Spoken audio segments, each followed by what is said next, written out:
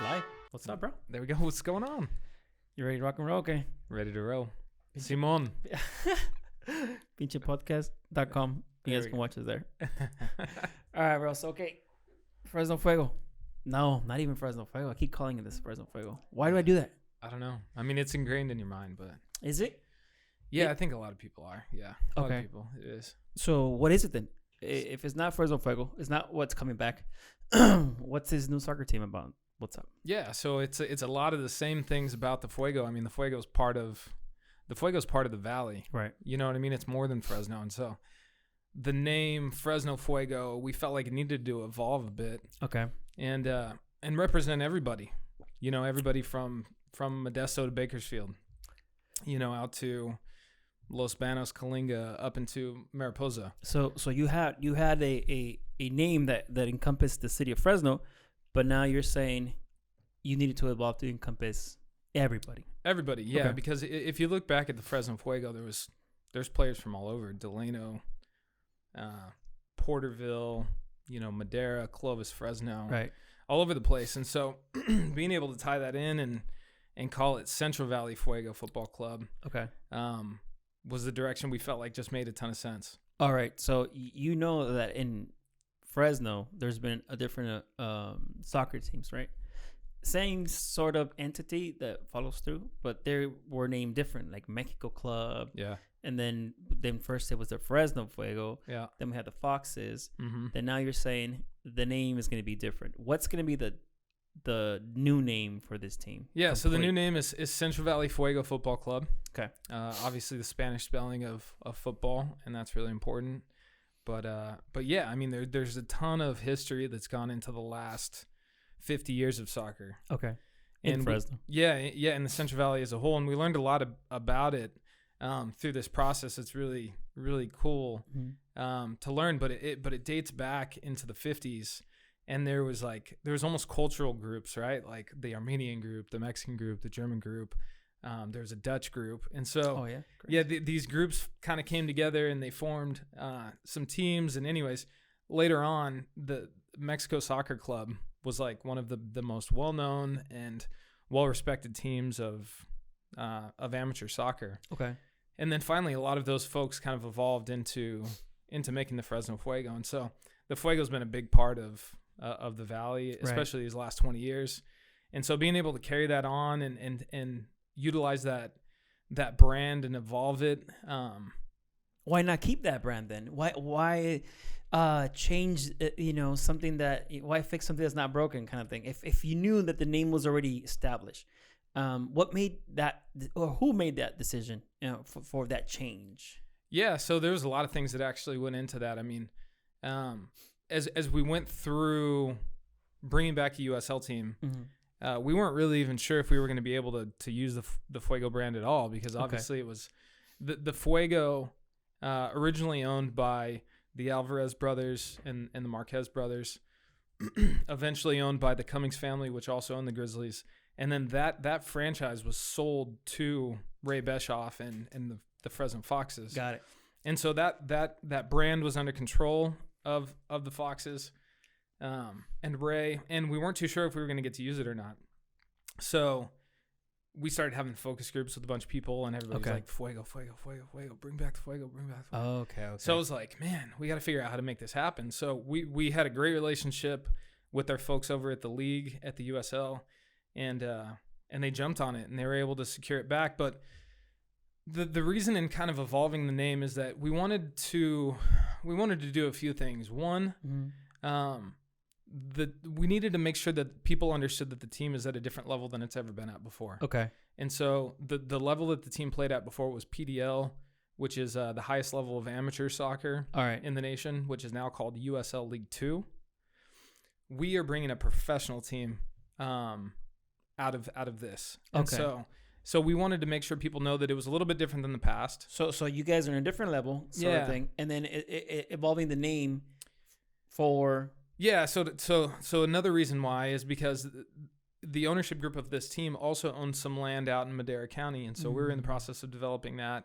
But we also realized there was there was need to evolve it, and there was need to encompass the whole area. There was need to kind of make people feel like it's something different than the past. So calling it Central Valley Fuego Football Club, it kind of gave us some freedom to explore a little bit more beyond the city. And I think we've realized too, there's so many people that were fans of the Fuego that weren't from Fresno itself. Okay. And they're really proud of where they're from, you know, whether it's Visalia, Madera, whatever it is. And so we wanted to have them be able to represent that too.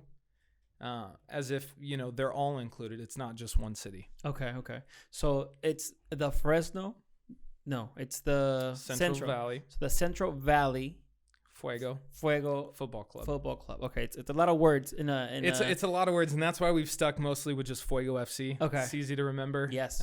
Fuego Football Club, and so that's mostly what the branding is. Yeah, because for me, because of so much history, I'll call it Fresno Fuego. Okay. Most people will have that mistake often, you know, and it's fine. And so knowing that, it's not going to hurt the brand, is it? No. Okay. We take a lot of pride in the fact that Fresno Fuego was part of this rich soccer history in the region. And we hope to only get, you know, the opportunity for all those people that love the Fresno Fuego, for them to continue loving the Fuego in this new iteration. Okay, cool. Okay, so now we talked about the name. The name is key to branding this now. Mm-hmm. So, but why soccer? Because if you think about, you know, in Fresno, you know, we have football, which is huge with the Fresno State, you know, and the Carr brothers that have gone to the NFL. And so there's history here. Mm-hmm. So why take on soccer, being that there's two different entities that started, didn't end well, and now this is our third iteration for soccer? Why take on a soccer team, you know, for the Valley? Well, I think one, to address real quickly, because I think it's important just to be historically accurate, the Fresno Fuego were extremely successful. One of, if not the most successful PDL teams in the country. Oh, wow. The only reason that Fuego didn't continue on was because Fresno FC came in, purchased the Fresno Fuego, and started a professional soccer team. And they turned the Fresno Fuego into their kind of subdivision, their amateur division. It grew. It was a successful venture. It was so successful that someone from outside of the market came in and realized, holy cow, like this is incredible. Well, like an amateur team in the Central Valley, they're killing it. Yeah. One of the highest attendance in the nation for that level. This market's ready for pro sports. Right. See, I didn't know that. I thought, you know, when a team goes out of business or it no longer exists, I was figured it failed. You know, it didn't do what it was supposed to do, and that's why it's no longer with us. Yep. But you're saying it evolved then. It evolved. It was it was purchased and then it was absorbed by the professional team. Gotcha. Yeah, but why soccer? So I mean, I think it's pretty simple when you look around and you see that everybody, myself included, but almost everybody that grows up in the Valley starts on a soccer field. Whether you become a football player or a baseball player, which is kind of my route that I had grown up. We all start with the fundamentals of youth soccer, and so it's just true. It's such part of our DNA as a community. And then I think too, it goes without saying, but we have a super high Hispanic density in this part of the country. Correct. A lot of those Hispanics come from Mexico, and I mean, look at Mexico soccer. I mean, it's incredible. It's the national team is actually the most popular, most watched soccer team in the United States. Yeah, in the world, one of the biggest in the world. They travel to most of the games, so some of the most crazy fans are from Mexico. So, totally. Yeah. So okay. So you have these two things, which is the community, right? It's a Mexican community. They love soccer.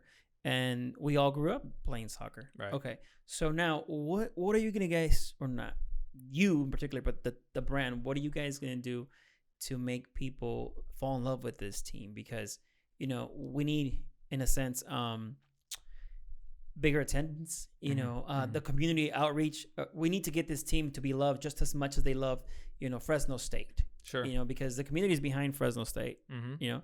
But I don't feel that Fresno Fuego or the Foxes had the same impact in Fresno, being that they were in the city. It was a sport team that we owned, or in a way.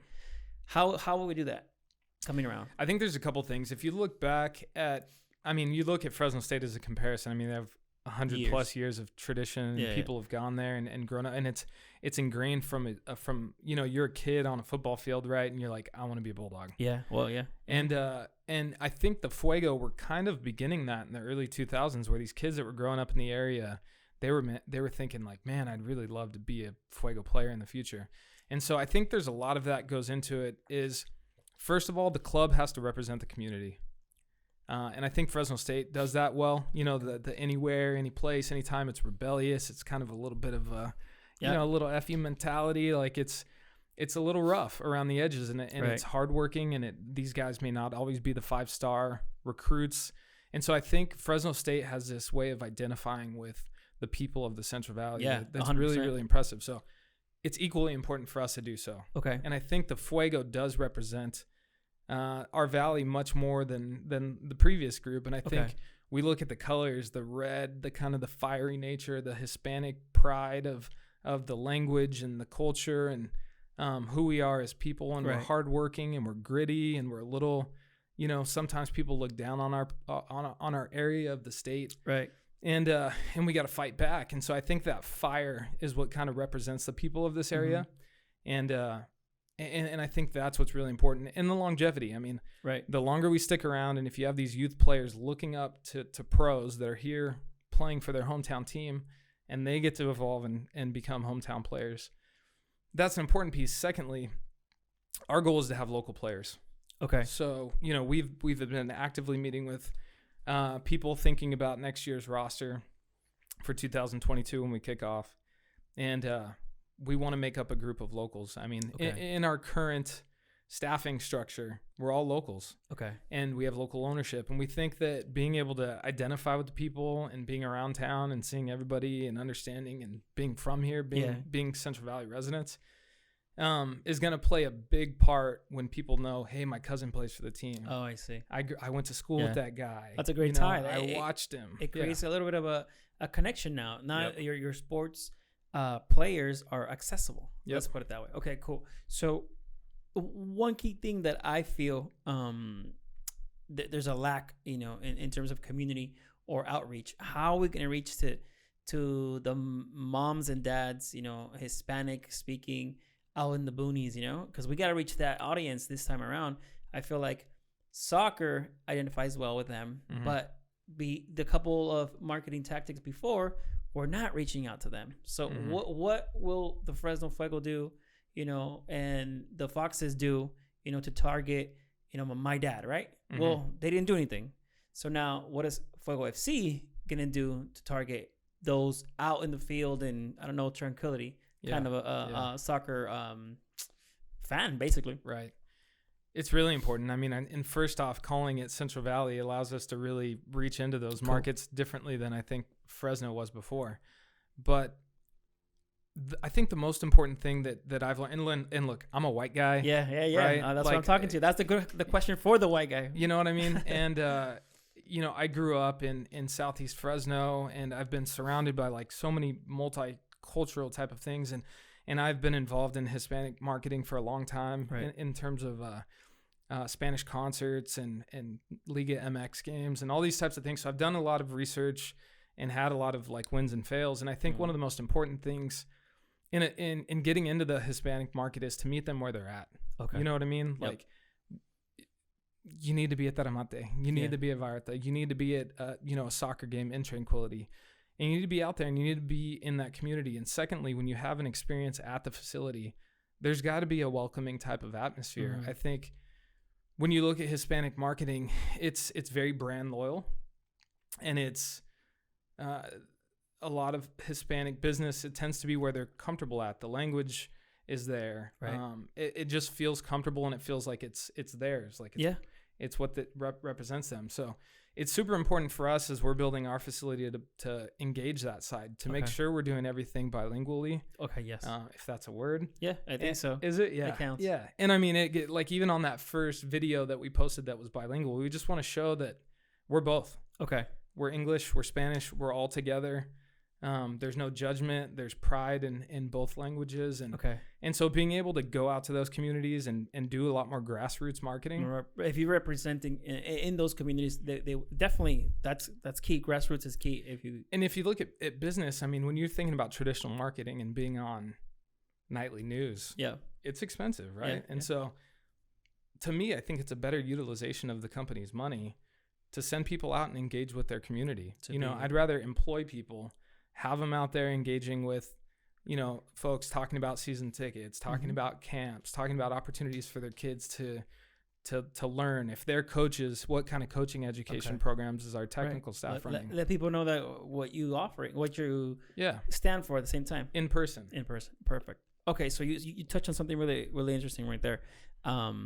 Camps and training, and what does that future look like for the brand? Because I know that you talked about an academy of sorts. Yeah. Bringing that kind of level of activities to the Valley. Because I know that some of the people that have very talented kids playing soccer, they have to get out of the Valley to be able to take them to tournaments and get them on a higher level, or exhibit in a higher level, because their kids are professional level kids. There's nothing like that in Fresno. Yeah, it's honestly why the ownership group of this club wanted to start a club in the first place. Okay. They have a passion for youth soccer. They have a passion for development, and they really believe that there's this high level athlete that exists here in Fresno and the surrounding communities that make up the Valley that are not getting the same opportunities as others. Okay. So because of exposure. Yeah. And all the things that you mentioned, but the number one reason why many of those things are not happening here at a successful rate is because there's a lack of facilities. All the facilities that are soccer facilities around here are all tied to school districts, which our school districts have done an incredible job of making them as accessible as possible. But it's still limited because the high school trains on the weekend, or they have whatever, right? Yeah, so they won't let you be in their grounds. Yeah, exactly. So it makes it hard for businesses in the soccer world to utilize the space and whatnot. And they've done such a good job, but there needs to be a facility in the Central Valley that's soccer specific, that's dedicated to development. Oh, okay. And access. There isn't at the moment. There's not one. Okay. No. Oh, wow. I mean, the closest thing was the city built the Southwest Regional Complex, which quote unquote they call it the dump. And it just hasn't been maintained. There's been a lot of issues with the land itself, and so it didn't turn out to be what it was designed to be. Right. So we believe that there needs to be a privately owned and managed facility that gives these opportunities to kids, and some paid and some not. We need to provide different opportunities for a lot of folks. But the plan of the future is that we've got 45 acres that we're working on developing. The hope is that becomes a big soccer complex that will allow us to host camps, clinics, tournaments, and then house our academy. So the plan is to have a USL Academy.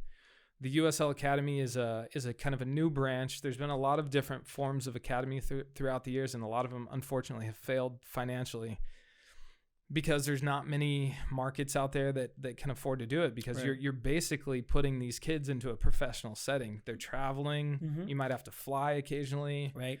They're missing time because they're driving 12 hours to Phoenix or whatever it is. So it's been challenging in the financial model, but one of the problems with that is there's multiple divisions of academy throughout the years, in different age groups. So you're carrying a full coaching staff for multiple different levels, year round, a bunch of uniforms. Yeah. So what the USL has done is it's trying to take their pro model and put it into a youth model. So it's one team, 15 to 19 year olds. Okay. The goal of it is that all of them are hopefully tied to a professional club. Wow. So the goal of the academy isn't just to take money from parents and kids who want to play at the high level. That's a great thing to hear. Yeah, it's with the goal that we can help develop the best players possible in our region to play for our team and compete for championships. Nice. And so there's a different incentive there of why we have it versus some of the other academy models. That is one of the most how can I say this? The biggest issues that I see with soccer parents is how expensive it is for their kids to play, and how expensive it is to have a league or join a sort of academy or some sort of training facility that helps them out. It's expensive as fuck. That's kind of how. So hearing you say that's amazing, man. Yeah, and we could have a whole podcast on why soccer struggles here and the pay for play model and all that stuff. But when you go to all these other countries outside of the United States, you see that most of the academies are tied into the pro club. Because the goal of a professional soccer club is to develop its own players. Yeah, you got it. Yeah, it's part of the business model. I mean, you are going, and it's got to be transparent and it's got to be known. I mean, there are plenty of clubs out all over the world that their goal is to develop players and sell them on. Yeah, 100%. I mean, there's even top level clubs like Dortmund, who had Christian Pulisic and plenty of other players that Robert Lewandowski, like they compete at the highest level, but they sell the guys when they hit their prime. Of course, and it's something that has not happened in the U.S. Okay, so there hasn't been that type of funding to then pay for the development of the youth. Right. So it's really something that it needs to be evolved in our country. You guys are taking on a lot of new opportunities that I don't think have been laid out before as a business model. Yep. Because now you're talking about creating your own players that potentially you can sell them. You're talking about like helping the community, which is amazing that other clubs don't do. Okay. You're talking about building a soccer team, the team that people, will get behind and support and stuff like that. Then you also have merchandise. Then you also have, an actual marketing staff and all kinds of crazy other departments that you got to go through. Right. This is a big, huge endeavor. How would you do this, and what time frames are we looking at for the team to be out playing? Yeah, I think what I mentioned, and I'll continue to mention, is it's going to take an army, and it's going to take all of us, everybody listening, everybody watching on this podcast, including us. It requires all of us. It requires a different level of investment from everybody in the community, but we need community support because, the reality is right now we're going through negotiations. We're trying to acquire land. We're trying to build a privately funded stadium. Wow. And your own stadium. Our own stadium, yeah, our own soccer-specific stadium and complex. And that seems like it would be an easy process, that if somebody came to, a municipality and offered them, hey, I'm going to invest this amount of money into your city, that you could just make it happen. It's not that easy. And we're experiencing it's really fucking tough. Yeah. And what we need people out there that are going to contact the people that they voted for, right? The constituents of these council members and board of supervisors and mayors and everybody like that we need their support to get this done. Okay. Because there's a lot of red tape that comes in construction. Secondly, if you work with businesses out there and like, hey, they need some marketing, they love to support soccer, they love, you know what I mean? So like we need everybody to work together to get this done. So you're trying to reach out to actual, business owners to collaborate with you, community influencers to collaborate with you. You're looking at every opportunity to grow the brand because as it is right now, we are in the beginning stages of building the brand. So we need the support of the community. Yeah, we do. So you're looking, are you actually going to partner up more with the community this way? Yeah, we have. I mean, I think we're going to make some cool announcements here soon, but three that I can speak about on this podcast is we're collaborating with other local brands, clothing brands. Nice. Because our goal is what we want to do is we want to develop our own brand, but we want to be everywhere and we want to show each of these segments of the community that we're part of this community. Okay. And those communities are part of this club as well. Whether you're a soccer fan or not, you can be proud of this club here representing your valley. And so we've paired up with Iron Bullies, nice, which is really cool. And I know you can talk a little more about that because you made that connection. We're partnering with Root General Store downtown, and we're partnering with FTK, which is Sam Hansen, who's just an extremely talented guy, good friend of mine. And so we want to create these collective capabilities of the brand to just evolve and be in all these different segments. I mean, I think when you're thinking about a soccer business, you may think about, all right, this is the soccer culture. Yeah. It's the kids that play soccer. It's the soccer nuts that are up at 4 a.m. watching, EPL at a bar, right? And it's the soccer moms and dads. Like, yeah, that makes up probably the majority of it. But Iron Bullies has like bodybuilders and sponsored athletes. And Root has this really cool downtown culture. And FTK's got this like hip hop, street vibe. So it's not just about one segment of the community. You guys are trying to open up to everybody. Okay, so talking about that, because this is very interesting. It doesn't sound like Fresno. I keep saying it, right? It doesn't sound like Fuego FC has I'm gonna be a soccer team. It doesn't. It sounds more like I'm gonna be a brand. I'm going to be in the community. I'm going to be like, what does this stand for? Because to me, everything that you're mentioning right now is not necessarily, a soccer team. This is a completely different tactic or way of approaching the community or marketing. I think so. Why is it more than just a soccer team for you? I think, and I'll tell a little personal story. I grew up here, right? I grew up in Southeast Fresno, and I would say growing up, 90% of my friends were like, can't wait to get the hell out of Fresno, right? Fresno sucks. There's nothing to do here. I can't wait to go to college somewhere else. And I always I liked it, man. Like I was like, this is home. This is my neighborhood. Right. And I took pride in it. Like I went to Edison High School. I was proud. I was proud to be a Tiger. Damn. Okay. You know what I mean? Like, and I went to Fresno State and I was proud to be a Bulldog. Okay. And I think our city and our community was lacking things to take pride in. Oh, okay. And I think it's so important that we can utilize this club as something to be really proud of our area about. Okay. And whether you're a gamer or whether you're a hipster, right, or whether you're whatever, a skater, we want you to feel like this is your brand too, because it represents your community. Yeah, we go play soccer. Okay. And we're going to do that, and we're going to do that really well. But we want everyone to feel like this says, for Valley and club. Represent where you're from, represent your club. And this can give, pro sports here have not traditionally done well. Mm-hmm.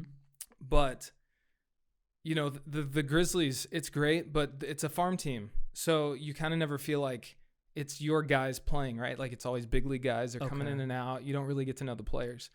But with here, we're a club from the Valley, made of Valley people, and you can get to know the people. Like you talked about access to players.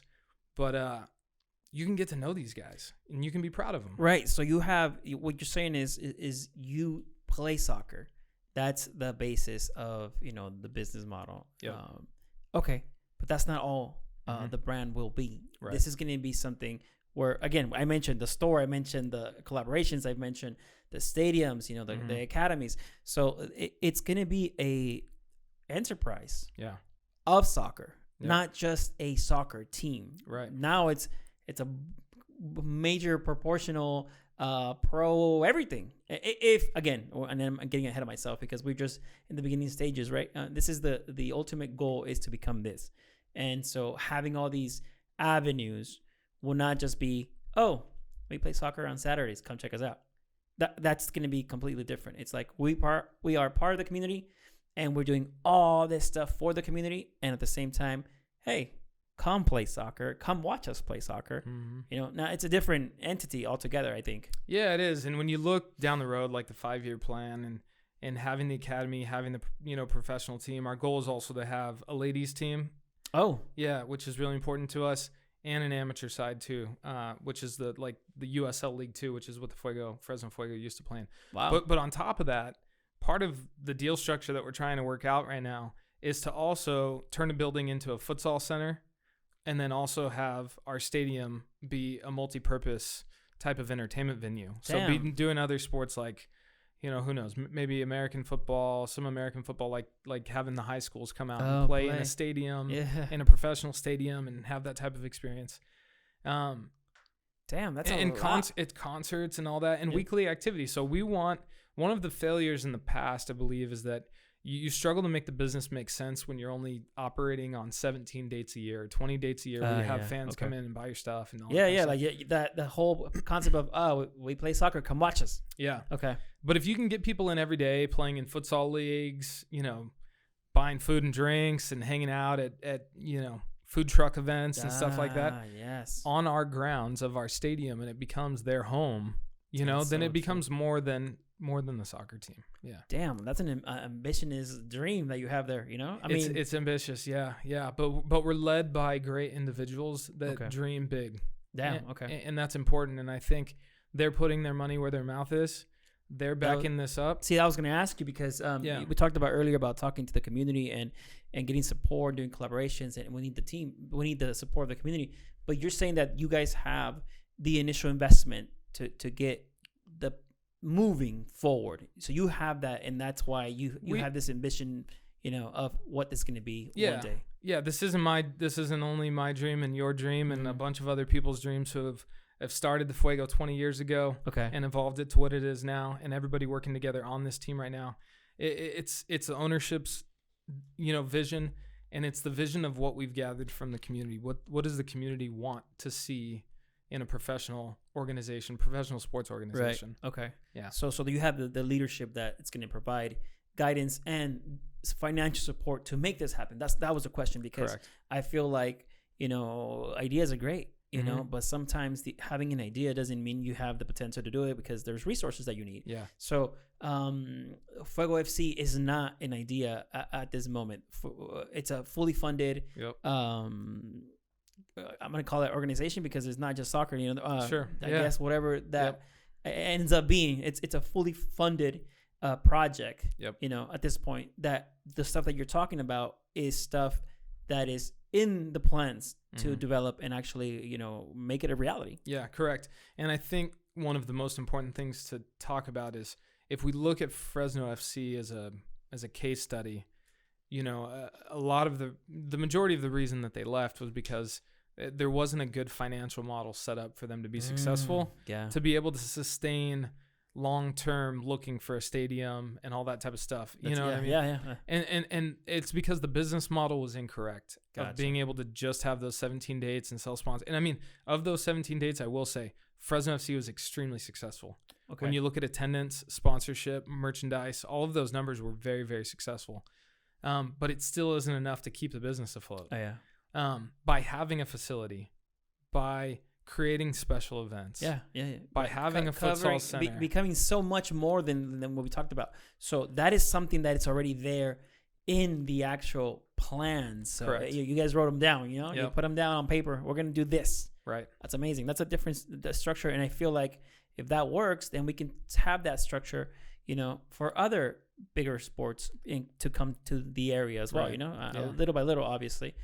We have a great football university. Mm-hmm. So we, at this point, soccer is our next, up and coming event. Yeah. And when you look at like where things were at 20 years ago compared to where they're at now, I mean, even 10 years ago, even 6 years ago, I think back to 2014 was the year that, that Fire Squad started. And it was kind of there were some previous supporter clubs before that, but it was the first one that really felt, big.